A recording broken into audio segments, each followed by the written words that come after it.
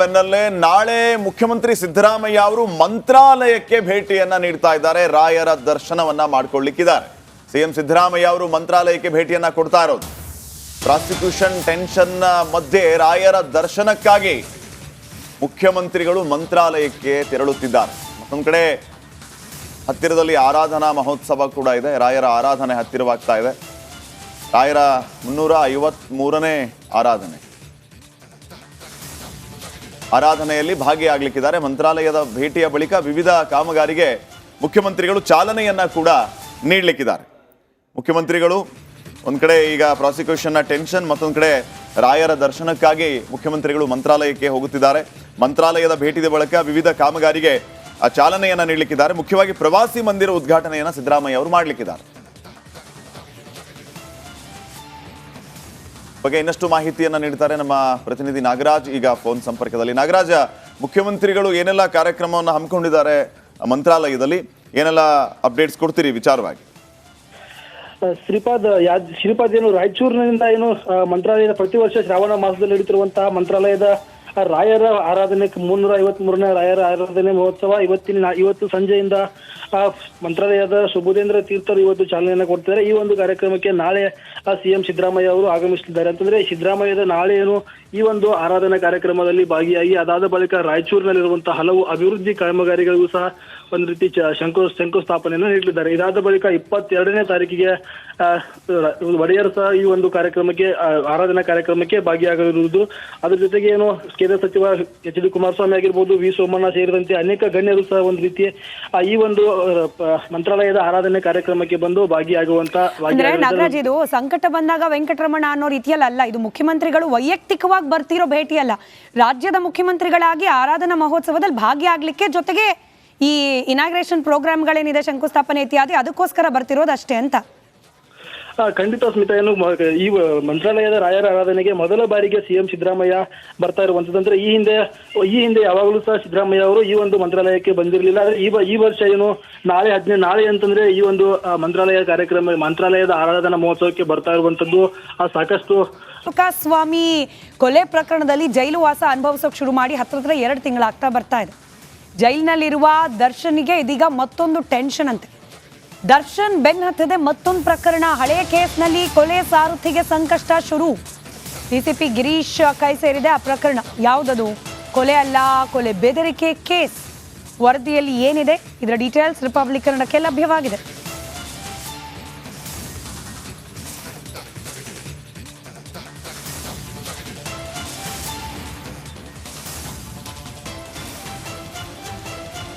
ಈ ಸುದ್ದಿಯ ಡೀಟೇಲ್ಸ್ ಕೊಡೋಕೆ ಮುಂಚೆ ಪ್ರತಿಭಟನೆಗಳು ಜೋರಾಗ್ತಾ ಇದೆ. ಈ ಮುಖ್ಯಮಂತ್ರಿಗಳ ವಿರುದ್ಧವಾಗಿ ಪ್ರಾಸಿಕ್ಯೂಷನ್ಗೆ ಅನುಮತಿ ನೀಡಿದ ವಿಚಾರಕ್ಕೆ ಸಂಬಂಧಪಟ್ಟಂತೆ ನಡೆಯುತ್ತಿರುವ ಪ್ರತಿಭಟನೆ.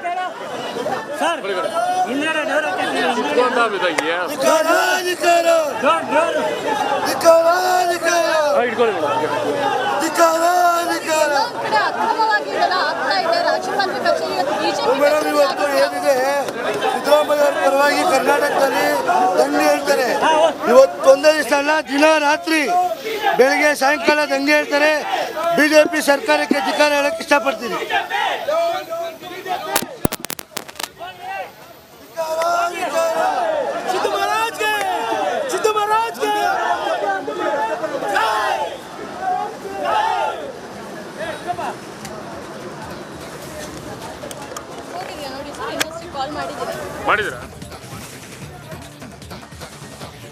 ಇದು ಬಹುಶಃ ಬೆಂಗಳೂರಿನ ಜಿಟಿ ಮಾಲ್ ಮುಂಭಾಗ ಅನ್ಸುತ್ತೆ ಪ್ರತಿಭಟನೆ ನಡೆಸಲಾಗ್ತಾ ಇರೋದು.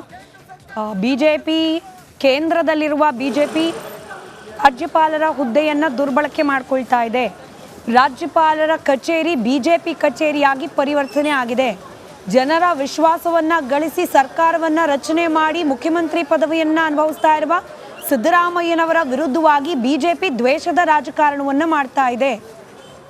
ಅದಕ್ಕೆ ರಾಜ್ಯಪಾಲರ ಹುದ್ದೆಯನ್ನ ದುರ್ಬಳಕೆ ಮಾಡಿಕೊಳ್ತಾ ಇದೆ ಅನ್ನೋ ಆರೋಪವನ್ನ ಮಾಡ್ತಾ ಪ್ರತಿಭಟನೆಯನ್ನ ಮಾಡಲಾಗ್ತಾ ಇದೆ.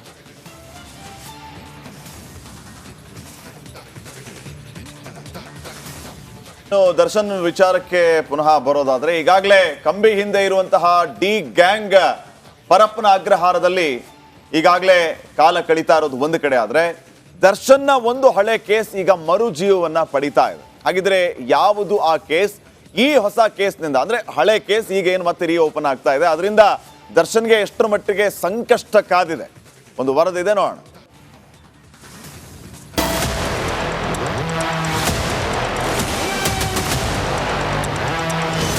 ಈಗ ಸುಮ್ನೆ ಆಕ್ಚುಲಿ ಅನೌನ್ಸ್ ಮಾಡಿದ್ದೆ, ನೀನ್ ಮುಗಿಸ್ಬೇಕಾದ್ರೆ ಆಕ್ಚುಲಿ ಫಸ್ಟ್ ನಾನು ಹೇಳೋದು ಇನ್ನೇನು ಇಲ್ಲ. ಇಲ್ಲ ಆಮೇಲೆ ನೀನ್ ಇರಲ್ಲ, ಅದನ್ನ ಮಾತ್ರ ನಿಮ್ಗೊಂದು ಹೇಳ್ತೀನಿ. ಯಾಕಂದ್ರೆ ಏನಾರು ಮಾಡಕ್ ಮುಂಚೆ ಹೇಳ್ಬಿಟ್ಟು ಮಾಡೋದು, ಇಲ್ಲ ನೀವ್ ಪ್ರಿಕಾಷನರಿ ರೆಡಿ ಇರೋ ಅಷ್ಟೇ. ಕೇಳಿಸಿಕೊಂಡ್ರಲ್ವಾ, ಇದು ನಮ್ಮ ಜೈಲು ಹಕ್ಕಿ ದರ್ಶನ್ ಹಾಕಿರೋ ಬೆದರಿಕೆ. ನಿರ್ಮಾಪಕ ಅಂದ್ರೆ ದೇವ್ರು, ಊಟ ಹಾಕೋ ಅನ್ನದಾತ ಅಂತ ಹೇಳ್ತಿದ್ದ ಕಾಟೇರ ಹಾಕಿರೋ ಜೀವ ಬೆದರಿಕೆ, ಅದು ಕೂಡ ಒಬ್ಬ ನಿರ್ಮಾಪಕನಿಗೆ. ಇಲ್ಲಾಂದ್ರೆ ನೀನ್ ಆಕ್ಚುಲಿ ನೀನೇ ಕಾಣಿಸಲ್ಲ, ಆಮೇಲೆ ಹಂಗ್ ಮಾಡ್ಬಿಡ್ತೀನಿ. ಇದೆರಡೇ ನಾನು ಹೇಳೋದು. ಇದನ್ ಬೇಕಾದ್ರೆ ವಾರ್ನಿಂಗ್ ಅನ್ಕೋ, ಏನಾರು ಅನ್ಕೋ. ಇಲ್ಲ ಬಸ್ ಸ್ಟಾರ್ಟ್ ಮಾಡ್ತೀನಿ, ಮಾತಾಡಿಸ್ಕೊತೀನಿ. ಅಂದ ಹಾಗೆ ತಗಡು ಗ್ಯಾಂಗ್ ನ boss alias D boss Darshan ನಿರ್ಮಾಪಕ ಭರತ್ಗೆ ಹಾಕಿರೋ ಬೆದರಿಕೆ ಇದು. ಅರೆ ಅದ್ಯಾವಾಗ ಇದೆಲ್ಲ ಆಯ್ತು ಅಂತ ಕನ್ಫ್ಯೂಸ್ ಆಗಬೇಡಿ, ಎಲ್ಲವನ್ನು ಡೀಟೇಲ್ ಆಗಿಯೇ ಹೇಳ್ತೀವಿ ಕೇಳಿ. ಏನಿದು ಕೊಲೆ ಬೆದರಿಕೆ ಕೇಸ್? ನಿರ್ಮಾಪಕ ಭರತ್ಗೆ ನಟ ದರ್ಶನ್ ಕರೆ ಮಾಡಿ ಜೀವ ಬೆದರಿಕೆ ಹಾಕಿದ್ನಂತೆ. 2022ರಲ್ಲಿ ಕೊಲೆ ಬೆದರಿಕೆ ಹಾಕಿರೋ ಬಗ್ಗೆ ಕೆಂಗೇರಿ ಠಾಣೆಯಲ್ಲಿ ದೂರು ದಾಖಲಾಗಿತ್ತು. ಪೊಲೀಸರು NCR ಹಾಕಿ ವಿಚಾರಣೆ ನಡೆಸಿ ಕೇಸ್ ಕ್ಲೋಸ್ ಮಾಡಿದ್ರು. ಆದ್ರೆ ರೇಣುಕಸ್ವಾಮಿ ಹತ್ಯೆ ಕೇಸ್ನಲ್ಲಿ ದರ್ಶನ್ ಜೈಲು ಪಾಲಾಗ್ತಿದ್ದಂತೆ ಕ್ಲೋಸ್ ಆಗಿದ್ದ ಕೇಸ್ ಮತ್ತೆ ಮರುಜೀವ ಪಡೆದುಕೊಳ್ತು. ಕಳೆದ ಜುಲೈ 26ರಂದು ನಿರ್ಮಾಪಕ ಭರತ್ ಮತ್ತೆ ಪೊಲೀಸರಿಗೆ ದೂರು ನೀಡಿದ್ದರು. ನಟ ದರ್ಶನ್, ನಾಗರಾಜ್, ಧ್ರುವನ್, ಅನೂಪ್, ಆಂಟೋನಿ ಸೇರಿ 5 ವಿರುದ್ಧ ಸೂಕ್ತ ಕ್ರಮಕ್ಕೆ ಮನವಿ ಮಾಡಿದ್ದರು. ಡಿಸಿಪಿ ಕೈ ಸೇರಿದ ದರ್ಶನ್ ಬೆದರಿಕೆ ಕೇಸ್ ವರದಿ. ಬೆದರಿಕೆ ಕೇಸ್ ವಿಚಾರಣಾ ವರದಿಯಲ್ಲಿ ಏನಿದೆ? ದರ್ಶನ್ ವಿರುದ್ಧ ಕೊಲೆ ಬೆದರಿಕೆ ಕೇಸ್ನ ವರದಿ ಡಿಸಿಪಿ ಗಿರೀಶ್ ಅವರ ಕೈ ಸೇರಿದೆ. ಅಷ್ಟಕ್ಕೂ ಆ ವರದಿಯಲ್ಲಿ ಇರೋದೇನು ಅಂತ ತೋರಿಸ್ತೀವಿ ನೋಡಿ. ದರ್ಶನ್ ವಿರುದ್ಧದ ಕೊಲೆ ಬೆದರಿಕೆ ಕೇಸ್ನ ಕ್ಲೋಸ್ ಮಾಡಲು ಅನುಮತಿ ನೀಡುವಂತೆ ಡಿಸಿಪಿ ಗಿರೀಶ್ಗೆ ಕೆಂಗೇರಿ ಪೊಲೀಸ್ ಠಾಣೆ ಇನ್ಸ್ಪೆಕ್ಟರ್ ಪತ್ರ ಬರೆದಿದ್ದಾರೆ. ದೂರು ಅರ್ಜಿಯನ್ನ ಕುಲಂಕುಷವಾಗಿ ವಿಚಾರಣೆ ನಡೆಸಲಾಗಿದೆ. ಅನೂಪ್, ಆಂಟೋನಿ, ಅರುಣ್ ಸುರೇಶ್ರನ್ನ ವಿಚಾರಣೆ ಮಾಡಿ ಹೇಳಿಕೆ ಪಡೆಯಲಾಗಿದೆ. ನಾಯಕ ನಟ ಧ್ರುವನ್ ಅಲಿಯಾಸ್ ಸೂರಜ್ ಹೇಳಿಕೆ ಪಡೆಯಲಾಗಿದೆ. ನಟ ದರ್ಶನ್ ಹಾಗೂ ನಾಗರಾಜು ಅಲಿಯಾಸ್ ನಾಗ ನ್ಯಾಯಾಂಗ ಬಂಧನದಲ್ಲಿದ್ದಾರೆ. ಹೀಗಾಗಿ ಅವರಿಬ್ಬರ ಹೇಳಿಕೆಯನ್ನ ಪಡೆಯೋಕ್ಕಾಗಿಲ್ಲ. ಭರತ್ ಸಲ್ಲಿಸಿದ ದೂರು ಹಣಕಾಸಿಗೆ ಸಂಬಂಧಿಸಿದ್ದು, ಅದನ್ನ ನ್ಯಾಯಾಲಯ ಅಥವಾ ಸಕ್ಷಮ ಪ್ರಾಧಿಕಾರದ ಮುಂದೆ ಇತ್ಯರ್ಥಪಡಿಸಿಕೊಳ್ಳಬಹುದು. ಹೀಗಾಗಿ ಈ ಕೇಸ್ನ ಕ್ಲೋಸ್ ಮಾಡಲು ಡಿಸಿಪಿಗೆ ಇನ್ಸ್ಪೆಕ್ಟರ್ ಮನವಿ ಮಾಡಿದ್ದಾರೆ. ಕೆಂಗೇರಿ ಇನ್ಸ್ಪೆಕ್ಟರ್ ಏನೋ ಕೇಸ್ ಕ್ಲೋಸ್ಗೆ ಮನವಿ ಮಾಡಿದ್ದಾರೆ. ಆದರೆ ಡಿಸಿಪಿ ಗಿರೀಶ್ ಅವರು ಅನುಮತಿ ನೀಡ್ತಾರಾ ಅನ್ನೋದೇ ಕುತೂಹಲ. Dhruvaraj, crime bureau, republic Kannada, Bengaluru.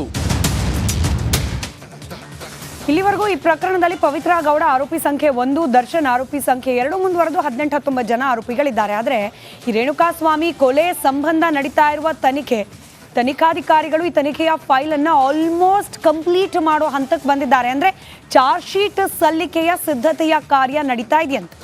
ಈ ಮಧ್ಯೆ ಆರೋಪಿಗಳ ಸಂಖ್ಯೆಯ ಅದಲು ಬದಲಾಗೋ ಸಾಧ್ಯತೆ, ಅಂದ್ರೆ ಆರೋಪಿ ಸಂಖ್ಯೆ 1 ಪವಿತ್ರ ಗೌಡ, ಆರೋಪಿ ಸಂಖ್ಯೆ ದರ್ಶನ್ ಏನಿದೆ ಇದು ಬದಲಾಗೋ ಸಾಧ್ಯತೆ ಇದೆ ಅಂತ ಹೇಳಲಾಗ್ತಾ ಇದೆ. ಯಾಕೆ ಅನ್ನೋದರ ಡೀಟೇಲ್ಸ್ ಈ ರಿಪೋರ್ಟ್ನಲ್ಲಿ.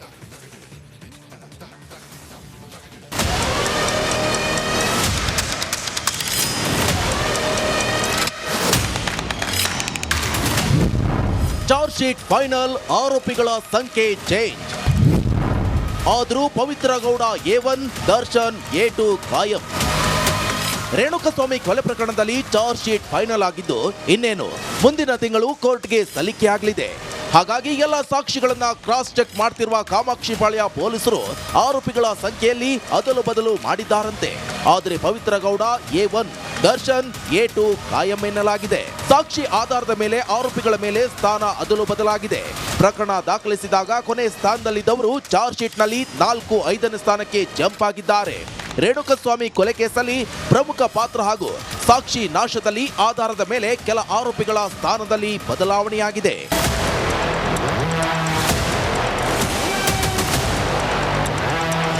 A10 ವಿನಯ್ ಹಾಗೂ A14 ಪ್ರದೋಷ್ ಸೇರಿದಂತೆ ಕೆಲವು ಆರೋಪಿಗಳ ಸಂಖ್ಯೆ ಬದಲಾವಣೆಯಾಗಿದೆ. ಕಾಮಾಕ್ಷಿಪಾಳ್ಯ ಪೊಲೀಸರು ದಾಖಲಿಸಿರುವಂತಹ FIR ನಲ್ಲಿ A10 ಹಾಗೂ A14 ಆರೋಪಿಗಳಾಗಿರುವಂತಹ ವಿನಯ್ ಹಾಗೂ ಪ್ರದೋಷ್ ಚಾರ್ಜ್ ಶೀಟ್ ನಲ್ಲಿ ಪವಿತ್ರ ಗೌಡ ಹಾಗೂ ದರ್ಶನ್ ಬಳಿಕ ಸ್ಥಾನ ಗಿಟ್ಟಿಸಿಕೊಂಡಿದ್ದಾರೆ. ಇನ್ನು ವಿನಯ್ ಹಾಗೂ ಪ್ರದೋಷ್ ಜೊತೆ ಬೇರೆ ಆರೋಪಿಗಳ ಸ್ಥಾನವೂ ಪಲ್ಲಟ ಆಗಲಿದೆ. ಪ್ರಕರಣದ ಪ್ರಮುಖ ಆರೋಪಿ ಹಾಗೂ ಮಾಸ್ಟರ್ ಮೈಂಡ್ ಆಗಿರೋ ಪವಿತ್ರ ಗೌಡ ಹಾಗೂ ದರ್ಶನ್ ಸಂಖ್ಯೆಗಳಲ್ಲಿ ಯಾವುದೇ ಬದಲಾವಣೆ ಇಲ್ಲ ಅಂತ ತನಿಖಾಧಿಕಾರಿಗಳು ಹೇಳುತ್ತಿದ್ದಾರೆ.